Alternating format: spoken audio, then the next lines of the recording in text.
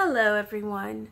I am going to try something very new today. I'm not sure how it's gonna go, but I am going to attempt the beginnings of the KonMari method. I have tried, I'm just not gonna use my ring light, a couple of other things, starting it, but I did it wrong. So I actually wanted to read to you what's in the book on how to start your KonMari method. Right now, I obviously am no makeup queen right now. You guys are usually used to seeing me in full face, and if you see me, or just my hands. And I have some negative energy, like bells going, because I'm trying to turn over a new leaf right now in my life, and also trying to accomplish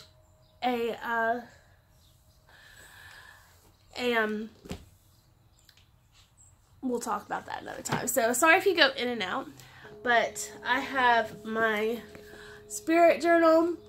This basically, where I'm sitting right now is in my front room, and it's a hot mess, like so unorganized.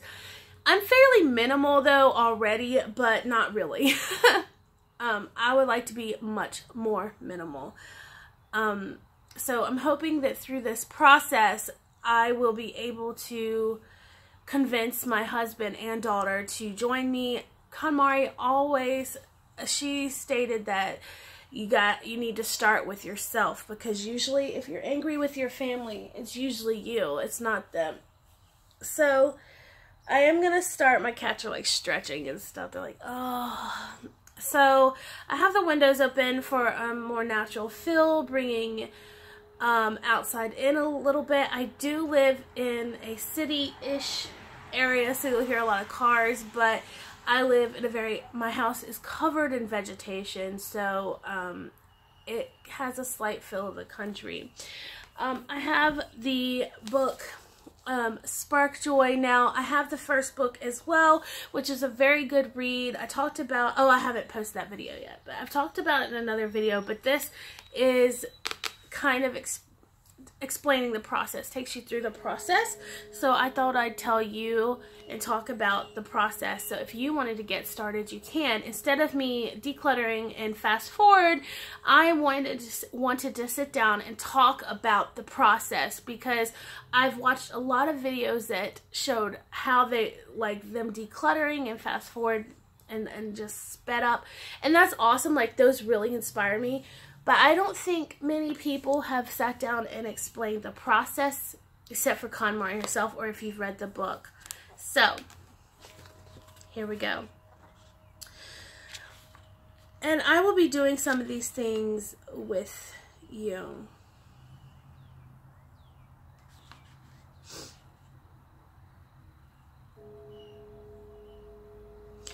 So, I mean, there's a lot I could read to you. Let's talk about the 6 basic rules of tidying. Sorry if I go in and out. Obviously, there's a cat there. The tidying process you're about to embark on is not about decluttering your house or making it look neat on the spur of the moment for visitors. Rather, you're about to tidy up in a way that will spark joy in your life and change it forever. And I will say that just even doing my clothes in this way changed so much of my life already. Like, I want to show you guys. You guys know I'm a big bag lady. I am able to get everything, even my planner, in this bag here. And I will be doing a video on this. I've already filmed it, but I want to do a face-to-face video with you guys because they have been more requested. But this bag has been in my life for about 4 years and has been one of my favorite bags, but I have never used. And also, a lion is one of my spirit animals, so it like really works for me. But we'll talk about that another time. Okay, where was I? When you tidy the KonMari way, you experience several changes. For one thing, when you have finished cleaning up once and for all, you will never again relapse into clutter. You also will have clearly identified your values and what you want to do. You will be able to take good care of your possessions and will experience every day a feeling of contentment. The key to success is to tidy up quickly and completely, all in one go. Once you have experienced what your house feels like when it is completely tidy in the true sense of the term, you will never want to return to clutter, and the strength of that feeling will empower you to keep it tidy. 1. You must commit yourself to tidying up. I have committed myself for this week. I have a spring break for the full week. The only breaks I will be taking or have throughout the day are my swimming job or business, because it's not a job, it's like my business. But so it's actually very good because I do get to work out a little bit. And that's later in the afternoon. You also want to start in the morning times. Morning is always the best. The KonMari method may seem a little hard. It does require time and effort. But having picked up this book with the intention of at least making a good stab at seriously tidying up, please keep reading and believe in yourself. Once you have made up your mind, all you need to do is apply the right method. 2. Imagine your ideal lifestyle. Now, I'm going to tell you that she even mentions in here that this is a very serious step in the KonMari process. Let me read to you what she says here. Think about what kind of house you want to live in and how you want to live in it. In other words, describe your ideal lifestyle. If you like drawing, sketch out what it looks like. If you prefer to write, describe it in a notebook. You can also cut out photos from a magazine. You would rather start tidying right away, would you? Would you? Well, that is precisely why so many people suffer rebound after tidying up. When you imagine your ideal lifestyle, you are actually clarifying why you want to tidy and identifying the kind of life you want to live once you have finished. The tidying process thus represents a huge turning point in a person's life.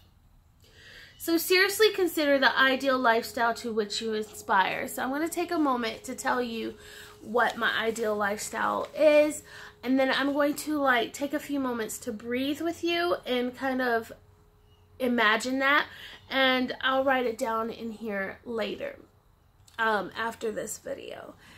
I do like to draw, but I'm kind of logging the process in my spirit journal. This is a spirituality journal, like changes in my life, such and such. It's a really nice leather journal. I love it, and it has a lot of interesting information about spirit guides and things like that as well. But the KonMari method is my way of connecting with my spirit guides and God and myself a lot more clearly and fully, because I need change in my life, and I'm going through a program for addiction, and I'm starting to dose down, or I've been dosing down, and it's getting harder and harder with each week. So this is a great way for me to really focus, and I want to be able to get through this program and actually be prepared for the hardest days. So I really want my home to be fairly minimal. I love things, but over the years I've learned that things are like handcuffs at times. They keep you in one spot for longer than necessary. I want to be able to walk into my home and feel this sense of release and freedom. Now, I have a very bohemian feel to myself, but a very glamorous feel to my look. I want to have, I don't know what it's called. I like many different things. Shabby chic is great, but I like a glamorous bohemian shabby chic, if that makes any sense. But that's not even the point. When I walk in, I want nothing on the floor. I want my surfaces to be fairly clean, except for things like this that are spiritually grounding and important. I have pictures of family. That's important. I also have a few like gallery walls type, and I like that as a focal point. I do want to keep that type of look, but I want to walk in and I am envisioning a very pristine life in this house. Now, ultimately, I don't want to be in this house in the future, but I love the house we're in now for now. So I need to make this an important part of my life and really focus on how to do that. New furniture is going to have to happen in this process, and once I'm hoping that when I start this process my husband will come around and join in. I'm having a hard time getting my husband and daughter to do this with me, so I'm gonna do this week and see how it goes, and if I need to do it again I will. But I know that I'm envisioning a very easy breezy life and minimal. I never thought I would be wanting a minimal life, but I really do. And I'm not talking about being a minimalist, because I like things, but just a bit more minimal. In the closets, I want there to be no double spacing, meaning like one thing in front of the other. I want it all to have a space within itself with space in between so you can see the entire product. And sheets, I don't want things too highly stacked. I want everything to be easy and accessible quickly. For my daughter's room, this is something she needs to do, but I'm going to start the basis of her room for her, like with her clothes that she doesn't fit in anymore and things like that, and toys. I'm going to have to gradually get those out because she's very attached to things, unfortunately. And even if she doesn't play with them, she likes to be surrounded by them. So I'm going to have to start very slowly with her stuff and maybe rotate it in and out. I don't know where to go from that, but I'm envisioning a very open space for her so she feels good in her room. Now, she likes being with us. She's the only child and she likes to be with us all the time. So we have toys up here that I want to have I mean, it's all over the place, like all over the place. I guess it's part of having a child. You have toys everywhere. I don't mind it so much. I've learned to let go of my OCD self when I got married with my husband, and he is a pack rat, and I've had to learn to let go of my OCD cleanliness for quite some time. But now I need a better way to like reel this in, because I get so stressed out coming into my house with things out of place. Like, that's just me, and it's something I've worked through this time, and now it's time to help me. But anyway, so for up here where I am, this is where I do a lot of my meditation and such, because this is the family room. It has windows surrounding. It's very open and bright and beautiful. It's a good vibe up here. These are called our front rooms. We have like a dining room here, and then this is where we all hang out, because at the very back where it would have been a family room, that's our studio space. My husband and I are both artists, so we have that broken up, but then there's the kitchen. Our house literally goes like this. There's a very good flow to our house with a lot of vegetation on the outside, so it's like our own little world in here, and I love that about this house. But it is very old and has air units because it's so old. It didn't have like a central. And I love old homes. I think they have character and spirit and all this stuff. I want white, light, pristine, airy, easy, minimal. That's what I want. I don't mind having things, but things to be in their own place. And also love everything that we have, because there's so many things that give me anxiety because I don't like it. Why is it here? Because usually my husband wants it or something like that. But that's why it's good to do something like this. You guys are not, ladies out there or gentlemen, with your significant others, if they're not on board with you, start by yourself with your things. Don't throw their things away, but your things, and start with that, and KonMari promises that like they will get on board. So I have my envision in my mind. I want I want a lot of light colors. Like if you were to see my house, which one day I will show you, I have a lot of light blues because I'm a mermaid. Apparently I'm very drawn to that. Purple's my favorite color, but white and light blue has been my go-to for years, and I'm just gonna stick with that. And violets, I would like, if you can see, I have a lot of purples as well because it's just I love it. And it brings a sense of peace into home for me. I love greens too. like never mind water-based things is something that I'm really involved with, things like that. So I'm envisioning it right now. I'm just bringing it in. Let's breathe together.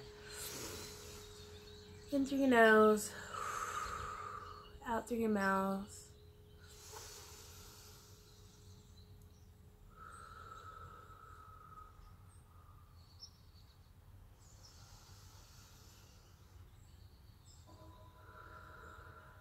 Picture what you want in your home.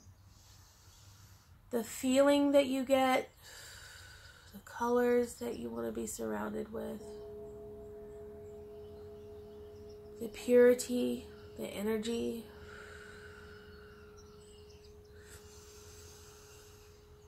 Envision these things.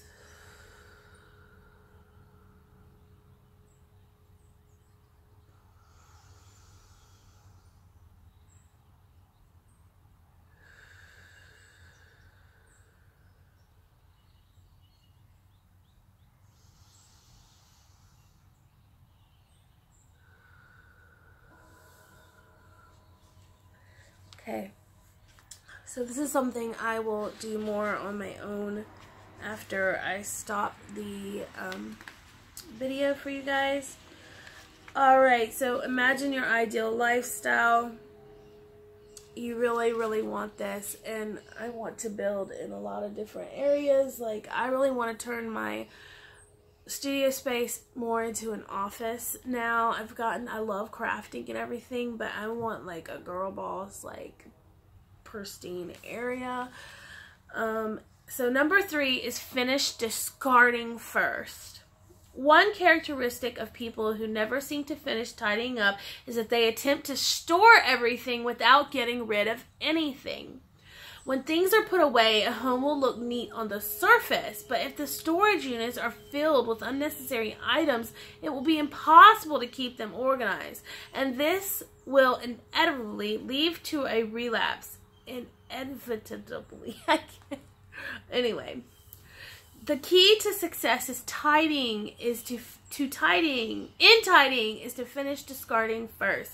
You can only plan where to store your things and what to store them in once you've decided what to keep and what to discard, because only then will you have an accurate grasp of how much actually needs to be stored.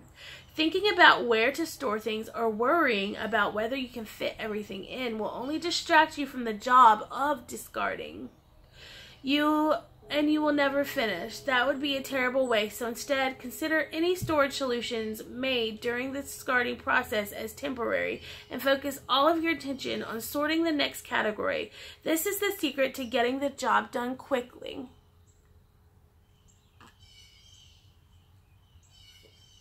Okay?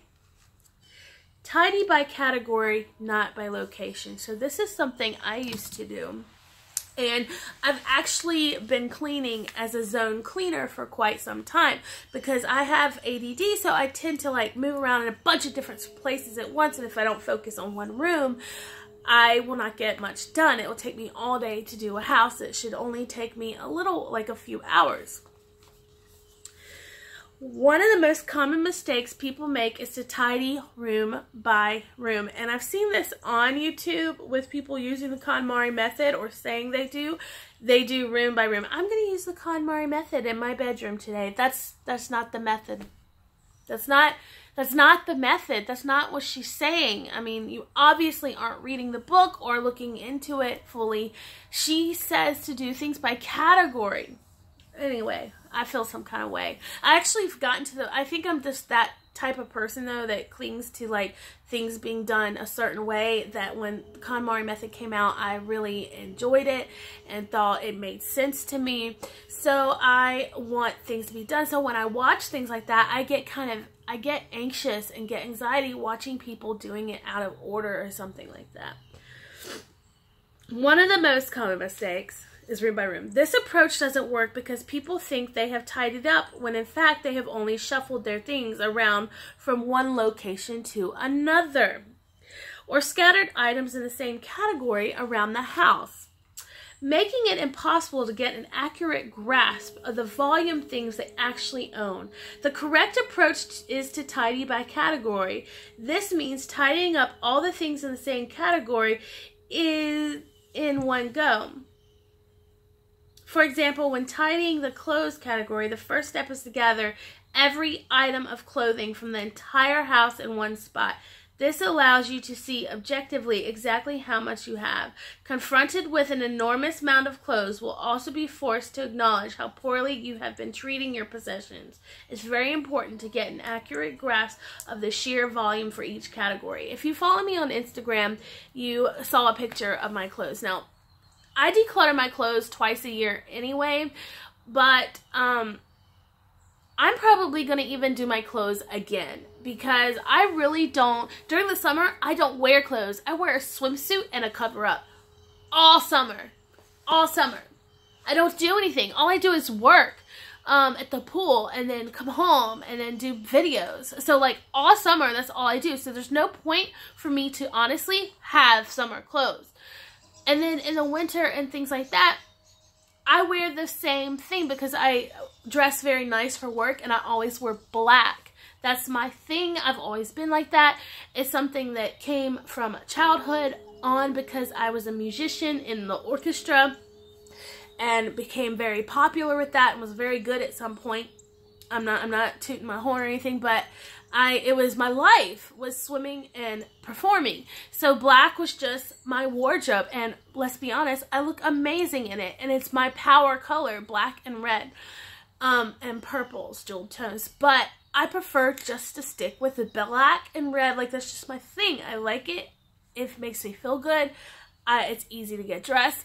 So boom. At least now I know what to look for and things like that. And shape, like you really need to try your clothes on and really think. It's changed my way of thinking of what to buy. Like I don't even want to buy new clothes now because I'm just gonna wear what I have, which I've been doing. And anyway, so it's now because I haven't gotten my husband on board or my daughter, I had to do just my clothing. And fortunately enough, I am the type of person that does categorize things and put things all in one spot because that's how my brain works. One of my darling kittens, one of you guys mentioned that my brain works in an outlined form, just like a research paper.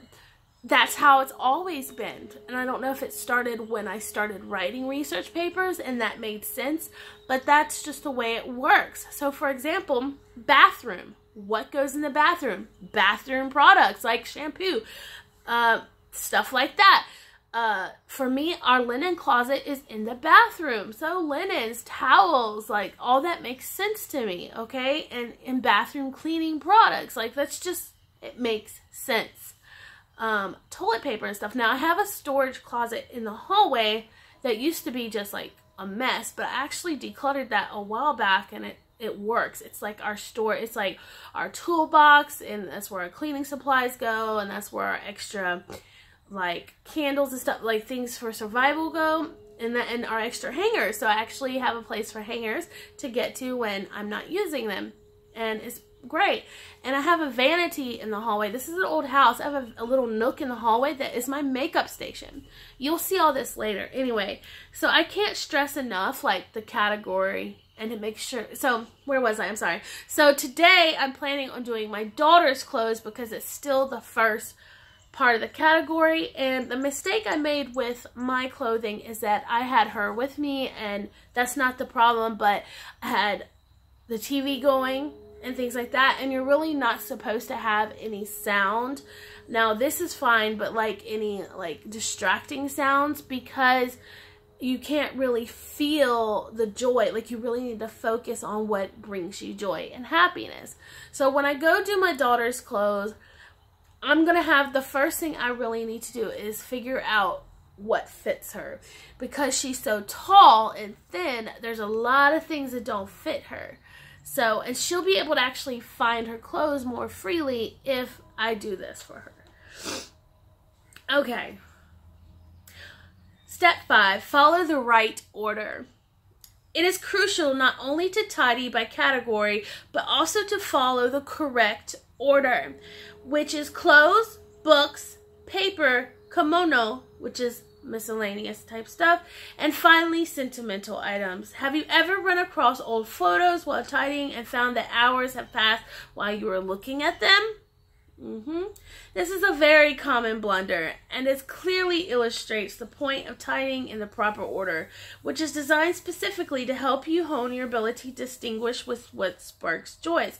Clothes are ideal for practicing the skills, while photos or another sentimental items are the epitome of what you should, epitome of what you should not touch until you have perfected it.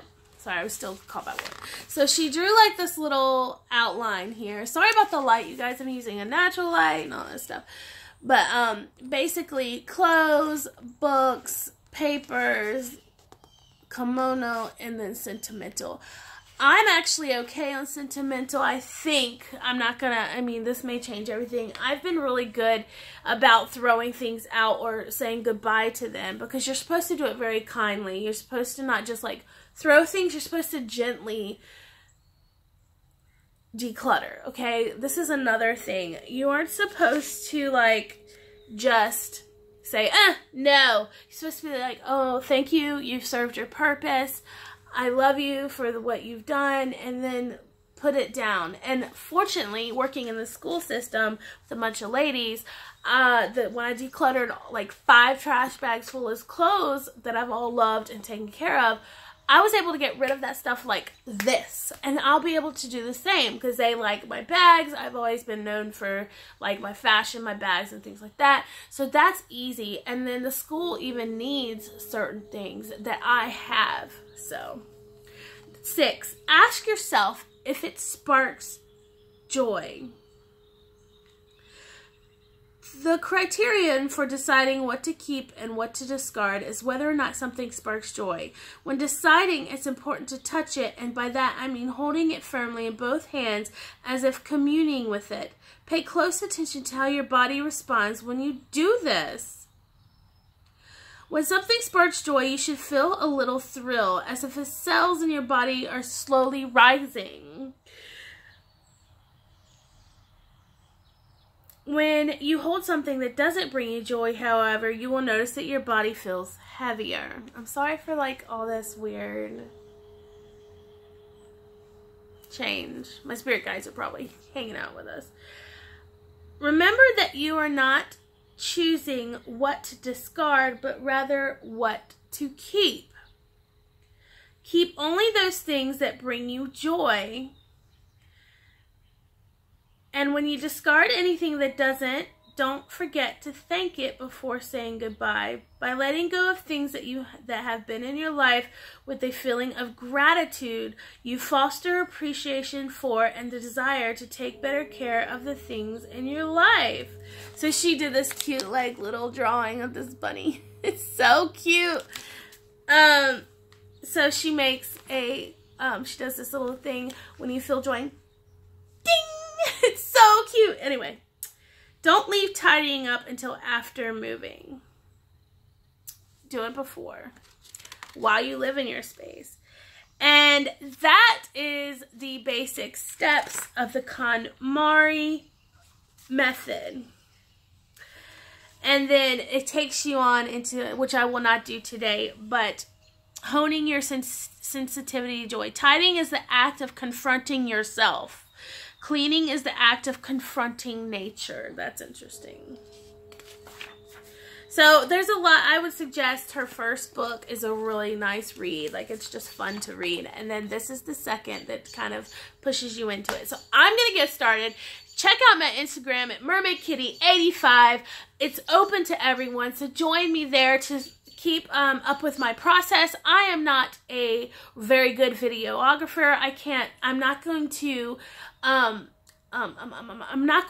like edit my stuff. I'm a raw videographer. Obviously, I'm not even whatevs. So I am going to be me, but I'm going to really focus on what I want in this house, and then I'm going to get started and then keep you guys updated on my Insta. So be sure to check it out. And hey, if you decide to do this with me, let me know, message me, fill me in, post stuff on Insta. I will follow you back. But you guys, until next time, I love you so much. Bye.